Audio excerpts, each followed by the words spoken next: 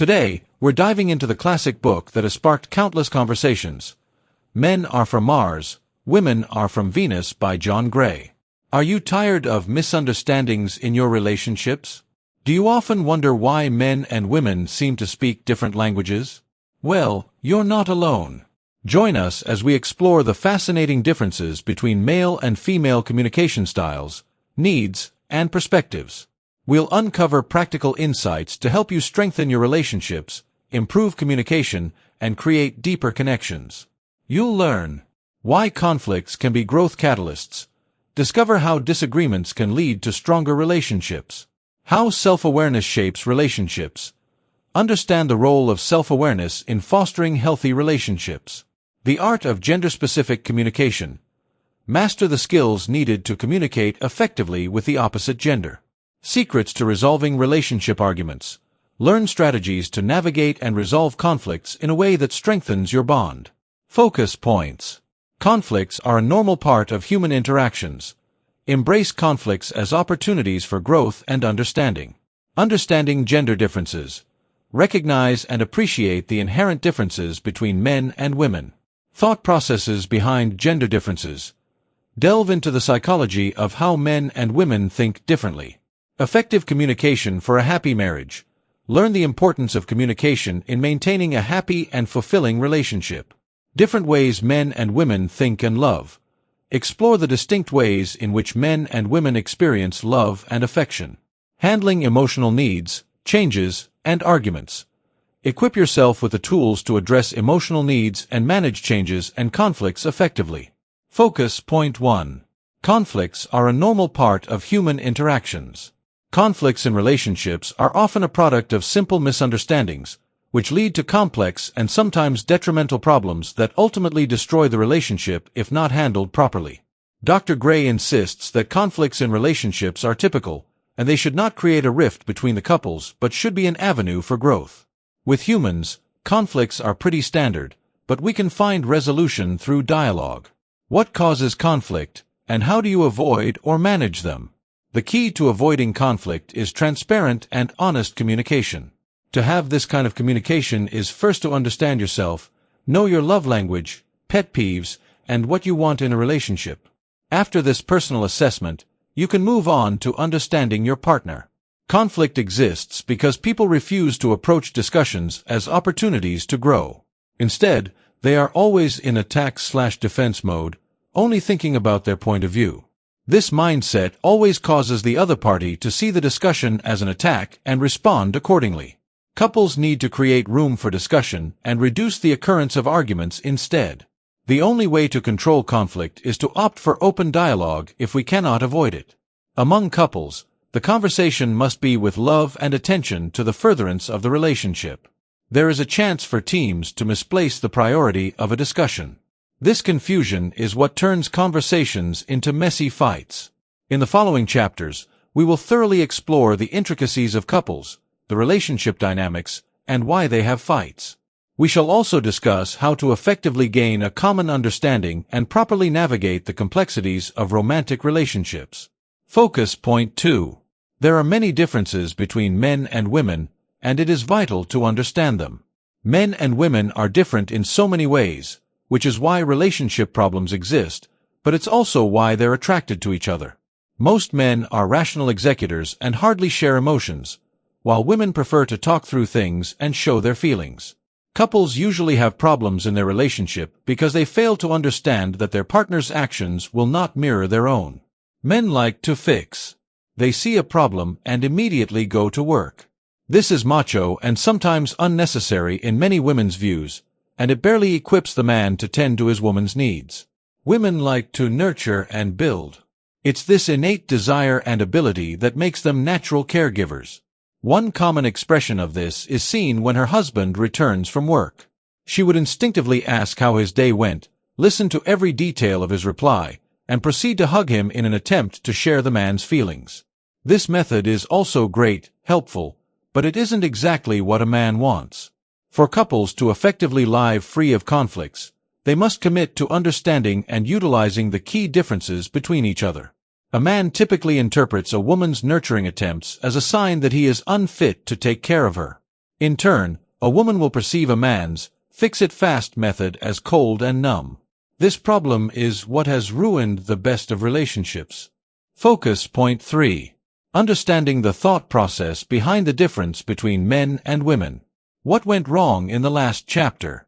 Why is there such a conflict when they both want the same thing? The answer is simple. The couple failed to understand one fundamental truth. Men and women are from different planets. Perhaps not literally, but there is that much contrast between the two. What men value is their ability to solve problems, and this is what they've been doing all their lives. So they bring the same thinking to their relationships, not realizing women are different. When their woman says her day was stressful, the first thing they think about is proffering a solution. But women often just want to talk and be heard in such situations. Women, they hold communication and nurturing dearest to their hearts and believe that if something is good, it can be significant. This makes them often suggest the man do things to improve his life or make things better. But it makes men feel not in control. For instance, when a man's business is not going well, the woman in his life will want to suggest ideas for him to work on. She does this as an expression of her love, but the man would much rather be left alone to figure the solution out himself. He takes pride in knowing he can handle things. But of course, that doesn't mean you shouldn't suggest ideas for your man. Just do it in ways that make him feel he's still in charge. Men can be compassionate, and they can confuse a woman's need to care and nurture as a show of weakness and will take offense. Men also handle just about everything differently than women, from romance to stress. When men are stressed, they prefer to be quiet and forget about it until a eureka moment hits them. When they finally find a fix, that's when they relax. However, women approach stress differently and prefer to talk about it. This is how they deal with it. At the core of any woman is the desire to be heard, understood, and appreciated. Couples need to understand that men and women are different and must respect their partner's differences. Because she is afraid of not being supported, she unknowingly pushes away the support she needs. John Gray. Focus point 4. Effective communication in relationships is necessary for a happy marriage. Many problems that lead to breakups or divorces are usually an offshoot of poor communication between partners. Now you're wondering, but we talk, like all the time.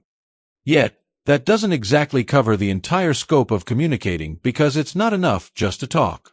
A solitary life is perfect for men with no family looking up to them. But this mentality fades away as they grow older and wish to share their lives with someone. But here's where the fear kicks in. A man is terrified of giving a portion of himself since he believes he becomes more vulnerable. The case is the reverse for women, who feel unworthy of love and compensate by giving so much of it in relationships. The fear of rejection doesn't even begin to match up to the fear of unworthiness, and the only defense mechanism is to keep giving until it hurts. And it sometimes does. For men, the task is to listen carefully, attentively, and answer only to encourage them to feel safe enough to continue. When men are stressed, they recede into a silent state, brooding until they can undo the stress. During this period, women are unsure how to go about it since their default move would be to talk. The trick is to learn how to listen because listening is as essential as speaking. Communication isn't always about verbal exchange. It can also be non-verbal cues. Communication is a two-way street, and it can be a very busy one too. However, a clear understanding of the rules will go a long way in helping you navigate.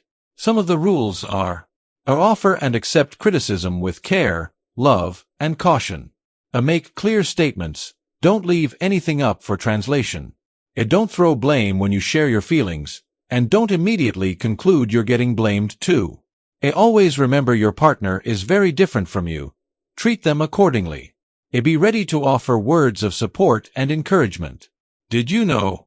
Research conducted on the quality of life at Deakin University's Australian Centre showed some younger couples report having lower levels of happiness than others who have been married for a long time. Focus point 5. Men and women think and love differently. When a man is in love, he will pull away farther and farther until, of course, the overwhelming realization that he can't do without his partner pulls him back to her, kind of like how a rubber band behaves when you stretch it. This action is a result of a host of things. Amongst them is that a man will feel like he is losing himself, his identity in the relationship, and will pull away to reassess his life. He may also do this if he feels overrun with emotional, physical, or mental pressure from his partner. Man has a crushing desire to spend life alone. Much of his life revolves around validation from himself. Women need to realize that when a man pulls away, he does so to return even closer to them. It isn't because of a lack of love or disinterest. Don't judge or blame him or pull away, and don't run after him physically, emotionally, or mentally. You will only push him farther away.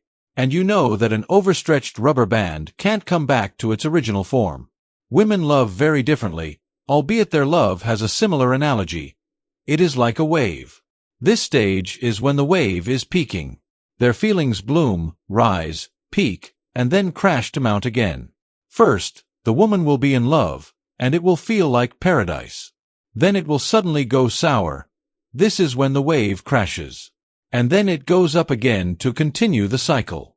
It is important to recognize and understand how your partner reacts to certain triggers or occurrences. This helps in dealing with them. Dr. John Gray describes the crash in the wave as being in a dark well within your consciousness, which can be very depressing. At that moment, she no longer feels lovable or feels like giving love to anyone. Men need to understand that when she is experiencing this change in feelings, his job isn't to blame anyone, especially not himself, but to maintain the level of love that she will respond to. This stage is where he must step in. By loving her in that state, he will take her back to the peak of the wave. When men and women can respect and accept their differences, then love has a chance to blossom. John Gray. Focus Point 6. Handling emotional needs, changes, and arguments are the essential activities in a relationship. Men and women should understand that they both need different kinds of love and that their needs also differ significantly. Dr. John Gray speaks of 12 types of love. Both men and women share them equally but experience different kinds of love. Men, for example, at their core, desire trust, acceptance, appreciation, admiration, approval, and encouragement. These things constitute their love language. If you can give a man those kinds of love, he will be more open and receptive to you. Women primarily have 6 types of love: caring, understanding, respect, devotion, validation, and reassurance. If a woman doesn't get these, she will feel cheated and unloved in the relationship. Men and women express and experience love differently. Respecting this is the key to understanding. Couples often complain that they give too much love and get none in return. It happens because people give the kind of love they want, but it's usually not what their partners desire. Women offer men their 6 types of love, and men provide theirs. But both parties will be unsatisfied and frustrated because they fail to recognize the crucial truth. Men are different from women. Arguments aren't a disease that you can vaccinate against, but you can reduce them. However, the problem with arguments is in the content of the argument. Most people concur that they hate the way their partners speak to them during a disagreement. Generally, this behavior happens because there is a temporal break in romance in a quarrel, and anger controls people to say things they shouldn't, something they wouldn't usually say. During an argument, it is essential to focus on the problem and not your partner. If the goal is to avoid arguments, couples should employ loving and respectful communication. The essential constituent of an argument is in the manner in which both parties communicate. Therefore, couples should choose their words and approach a discussion with love and respect, and remember that the problem is the enemy and not their partner. Conclusion. Men and women are very different, and understanding this difference is critical to solving relationships. Often, the main issue is finding a middle ground and agreeing.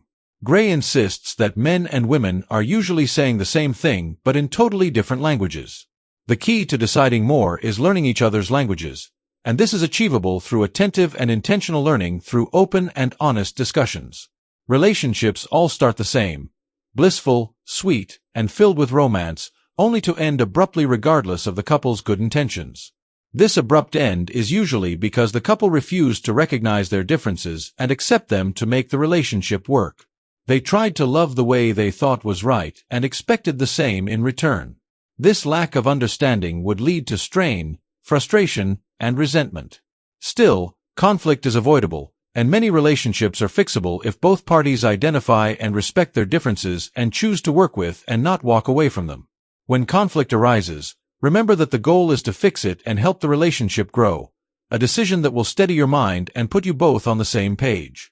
Often with fights or conflicts, couples focus on the other person, attacking them instead of the problem, which in turn elongates the dispute and can cause regrettable words and actions to ensue. We must argue constructively, not with the intention to destroy but to correct and grow. This is the only way to survive inevitable conflicts and come out on top, healthy and happy. Recommendations. Read together. Share this audiobook with your partner to gain mutual understanding and improve your relationship dynamics. Practice active listening. Make a conscious effort to listen without interrupting, showing genuine interest in your partner's perspective. Regular check-ins. Schedule regular times to discuss your relationship, addressing any concerns or changes in emotional needs. Role-playing exercises. Practice role-playing scenarios to better understand and empathize with your partner's point of view. Keep a relationship journal. Document your thoughts, conflicts, and resolutions to track your growth and progress as a couple.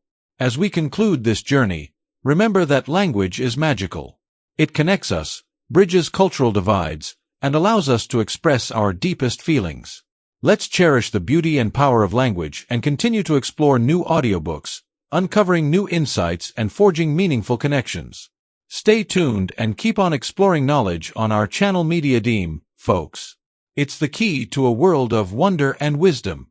Keep listening and incorporating the knowledge into your conversations. The more you listen, the better you speak. See you next time.